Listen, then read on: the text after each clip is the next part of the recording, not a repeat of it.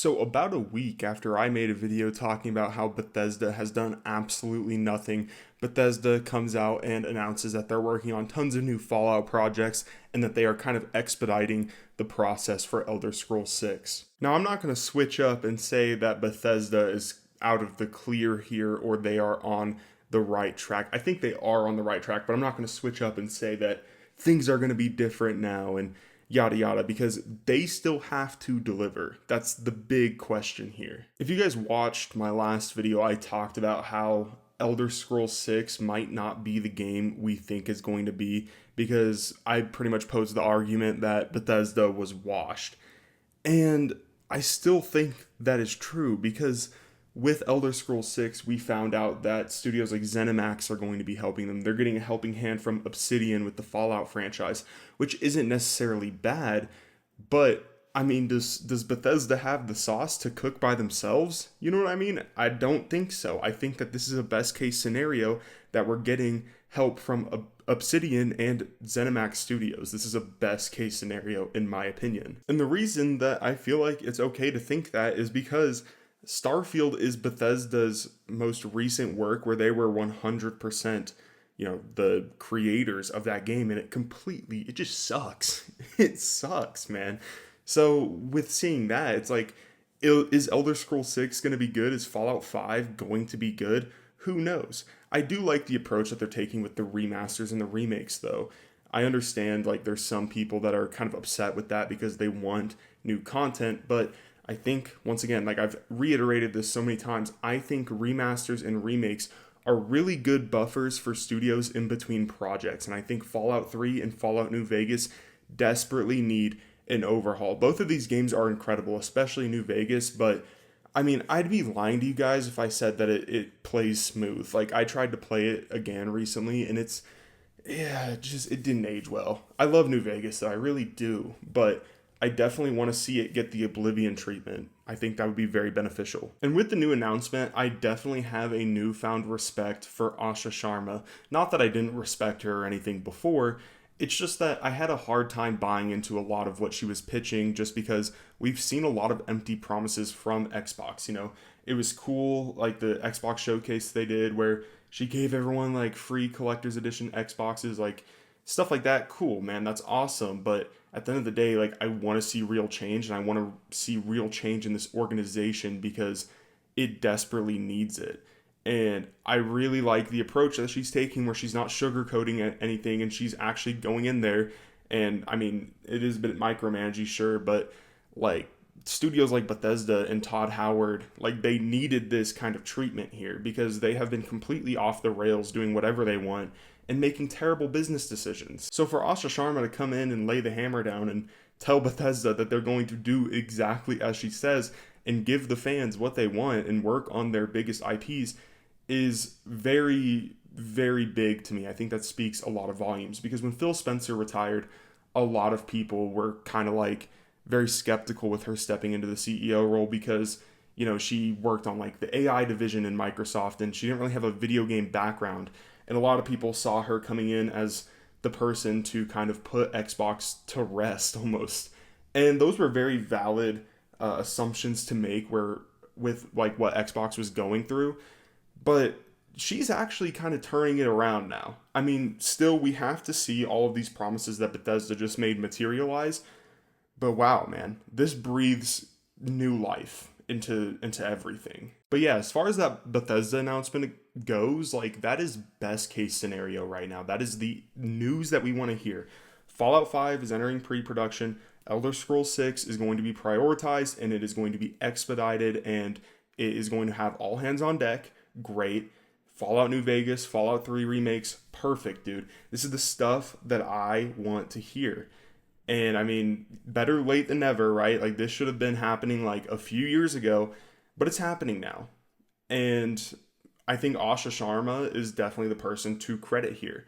So I want to talk about and dive more into this as to why I think Asha Sharma actually might be Xbox's last bastion, their last hope. She might save this company. And yeah, we can't ignore the fact that Xbox just had huge layoffs. They just laid off a ton of people That's never a good thing in the industry. That's never a good thing. With Asha Sharma, though, with the way things are going, I can only hope but imagine that this is like the last round. Because, dude, Xbox has gone through waves and waves and waves of layoffs. Everyone in the gaming industry has. But Asha Sharma seems to be making moves and taking swings to get things back up and running normally. So I hope, and I really hope, and I don't know if this is true, this is just speculation, but I hope that that was the last round and they're going to be all hands on deck and they're going to work on growing this business again and making it great again, turning it back into the gaming company that we all loved. I really hope that that's the direction we're headed in, and this news is definitely indicative of that. And with this move that Bethesda announced, I can't help but wonder what other studios under Xbox are going to see some major changes, possibly for the better. I mean, we have 343 studios that I think Asha Sharma is going to step in and do something with. I think that Arcane, I know there's a lot of turbulence with Arcane. I think she's going to step in and fix things there, hopefully. I really want to see that Blade game materialized. I don't know if it's going to be canceled or not. It's kind of up in the air. A lot of news outlets have been reporting that they are potentially thinking about canceling the Blade game, which I think would be a huge fumble if that game was canceled because it's going to make a ton of money. Like, end of story. A good Blade game would be a huge hit. We see games like Spider-Man and Wolverine probably that are going to be making money. It's like, why wouldn't you, make your own Marvel project? So I really hope they don't cancel the Blade game. I think that'd be absolutely foolish. But another big one that she could step in and fix things with is Call of Duty. If you guys also watched that video that I just posted about Call of Duty, talking about how they're on their last stand right now, I think it's very realistic to expect Asha Sharma to step in and help things over at Activision. But yeah, overall, she keeps delivering and she keeps taking the right steps needed to save Xbox. There's one thing that we need to talk about though, and that is the over bloated budgets and the potential storm coming, more particularly with Gears of War E Day. If you guys don't know about this situation, Gears of War E Day might potentially have been a $400 million game, which is crazy. Like, that is really, really bad here. And you might be sitting around wondering, well, why is that bad? They poured a ton of resources into this game. It's definitely going to be good, right? Yeah, I'm sure Gears of War E Day is going to be awesome. Everything we've seen so far makes the game look incredible. But Business 101, you have to make the money back and then some. Gears of War 2 sold 6.75 million copies. It's the best selling game in the entire franchise. It's one of Xbox's best selling games. Gears of War E Day is going to have to sell anywhere from like 5 million to 10 million copies to break even. Now, that might potentially be doable if this is like the best game in the entire franchise, but I'm not hopeful because of Game Pass specifically and the fact that you pretty much need an Xbox to play this game. If it was coming out on all platforms, maybe that could happen, but the fact that it's going to be an Xbox exclusive and only on Game Pass is very concerning because, for one, Game Pass is already operating at a loss. They've been trying to up the price to make a profit on it, but is actually shrunk in volume and it has lost a lot of players, leading to Xbox having to subsidize the price of Game Pass, which means that it's operating at a loss. So if Gears of War E Day with a $400 million budget is mainly getting downloaded on Game Pass, which is already operating at a loss, Gears of War E Day is subsequently going to take the loss as well. Just because of Game Pass alone, I don't think it's realistic to think that this is going to sell enough units to make its money back. And this is where I think like Asha Sharma has been set up for failure, because this decision on this budget and the way things have been set up with Game Pass, that's not her fault at all. Like, Gears of War E Day was announced before she was even CEO. The budget was already in the works before she was even involved. but she's going to have to be the one to deal with the storm. And I think it's going to be really ugly for Xbox. I really do. Gears of War E-Day, once again, I'm not saying that this game is going to flop and it's not going to make any money because it's going to be bad. I just think it has a really bloated budget. I don't really understand how a Gears of War game could have a $400 million budget. That's where I'm like, there's just too many resources being worked on this. Which, yeah, like, it does look good. It looks like a really good game, but at the end of the day, like, with the things are economically with gaming budgets and just the overall business as a whole, you can't keep doing this, man. You can't keep making these hundreds of millions dollar games. Like, you can't do that, dude. It's going to literally bury a ton of companies. And I beg the question here is like, if Gears of War E-Day underperforms like severely with that sort of budget, I mean, I don't want to be pessimistic, but that literally could actually bury Xbox if that game flopped financially. Now, I want to make this clear. It's not confirmed that Gears of War E-Day has a $400 million budget. That's been up in the air. That's been speculated a lot. I mean, I don't think it's unrealistic to think that it does have that big of a budget, but one of the main concerns here and one of the main arguments that people bring up is that, well, like, if the game's good, that'll lead to more hardware sales, and that's what they want is hardware sales right now. Yeah, I mean, potentially, but the problem with, consumer confidence in buying a new console right now is, one, the price of RAM and the fact that new consoles are literally more expensive than when they came out. So a lot of people are buying consoles even less and less, but also the fact that we have companies right now talking about how they want to move on to, like, for example, like Sony with the PlayStation 6. Like, there's a lot of things being thrown around that we're at the end of the current console generation. So when consumers hear that, like, why would they literally go and buy a new Xbox just for a Gears of War game? Why would they do that? They won't. That's the answer. So I don't think Gears of War E-Day is going to lead to more hardware sales. Now, I think that game could have led to more hardware sales at the beginning of the console's generation, but not now.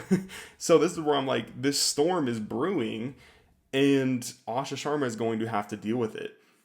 It's unfortunate because I think she's doing a great job, and I think a lot of the negativity, like with the layoffs happening and like the current storm that Xbox is going through, people have been blaming Asha Sharma, like especially with the most recent layoffs. People are like, oh, she just came in as CEO and just started, firing everybody. And it's like, that's not necessarily true because, Xbox has been dealing with a bunch of crap and she's literally trying to correct things. I know that's probably an unpopular take, but I mean, it is true. Like, Xbox has been mismanaged financially for so long. Like, and this is the tipping point. I digress, though. Asha Sharma is going to be a very important figure for Xbox, especially when we look back on this situation, because for one, we are on the brink, if not already in, probably one of the biggest gaming crashes that the industry has low-key ever seen. I mean, literally, the current environment is very indicative of that, and I know I say that word a lot, but the current environment is showing us all the signs: layoffs, record low earnings, studio closures. Dude, I think we're in the midst of a gaming crash, like really bad. Like, this is probably one of the worst ones in the entire industry's history. So Asha Sharma is going to be a very important figure for Xbox because Xbox is probably one of the most important players in this entire environment because they are threatened the most with the decisions they've made. They are threatened the most, and they are really in a very real situation where they actually might not be a company in the next like 5 years. That's seriously, like, realistically what we're dealing with here. So Asha Sharma is kind of like the last stand, and I think she's making all the right decisions, right? She's getting on Bethesda and making them, lock in and make good games and, getting them to actually do some work. They're actually, forcing Bethesda's hand here, which is good. I think she's going to get involved with other studios like Activision and make them double down on Call of Duty and, maybe even like Blizzard, things like that. Like, she is making all the right moves, but, like, is it enough? Is there anything that she can do to prevent what's coming? Because she has been dealt a terrible hand stepping into the CEO role. with the way things are at Xbox. So like, is it enough? Is it enough? I truly don't know. I don't know, man. And especially just with Xbox this last decade, like they've been so iffy. They make all these great promises and then nothing ever materializes. Like I feel like every year we hear about how Xbox is going to change things and how they're going to give us this game and that game and they're going to bring back this franchise and it's going to be awesome. And the next thing you know, the studio gets closed and then that game gets canceled. Whatever, man. I think that like people have one had enough of it, but also Asha Sharma's hand here hasn't really been that great. So I think she's doing everything in her power correctly. We're just gonna have to see if she can save Xbox because she's the CEO in this situation. Like this is probably the most important CEO in Xbox's history. Obviously, Phil Spencer is a very seasoned guy. He kind of built Xbox up to what it was. But let's not sit around and kid ourselves that Xbox is in the position that it's in because Phil Spencer couldn't do anything. Dude, Phil Spencer is the reason that Xbox is in this situation. I feel like they, at the end of the day, they just got too comfy and then they just made terrible decision after terrible decision. And Phil Spencer was very hands off with things, which wasn't the approach that you should be having in this sort of environment. So yeah, I mean, like, yeah, he's the guy who turned Xbox into what it is. But at the end of the day, like the last 5 years or so, he just kind of sat back and kicked back and honestly didn't really do much, in my opinion. He made a bunch of empty promises to us and, you know, nothing ever materialized. And now Xbox is in this situation where their back is up against the wall in the midst of one of the harshest economic environments that the gaming industry has ever seen. So yeah, we'll have to see, man. Let me know what you guys think on this topic and what you guys think of Asha Sharma and how she's been handling things. What do you guys think about Bethesda's new announcement? I think it's awesome, but I can't help but be skeptical and still a bit worried about what's to come because who knows, man? Who knows? But yeah, that's going to do it for the video. I hope you guys had a good one, and I'll catch you guys in the next one. Peace.